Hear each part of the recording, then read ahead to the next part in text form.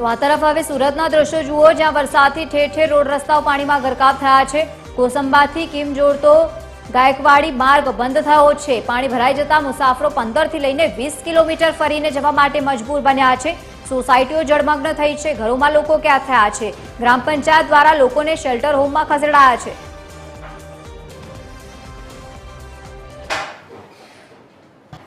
છેલ્લા 3 વાગ્યાથી પાણીમાં સતત વધારો થાય છે। અમારે કુંવરદા ગામની જે નીચાણ વિસ્તારમાં રણછોડનગર વિશ્વાસ સોસાયટી અને નંદિની જે નીચાણવાળા વિસ્તારમાં આવે છે, દર વર્ષે તે પાણી ભરાય છે અને રાતના હવે પાણી આવે એ પહેલાં તંત્ર થકી અમે એમને જાણ કરી દેવામાં આવેલી છે કે તમે અમારા શેલ્ટર હોમ તરીકે સનરાઈઝ સ્કૂલમાં અમે વ્યવસ્થા કરી છે, એટલે સ્થળાંતર માટેની સતત અમારી પ્રયાસ ત્યાં ચાલે જ છે।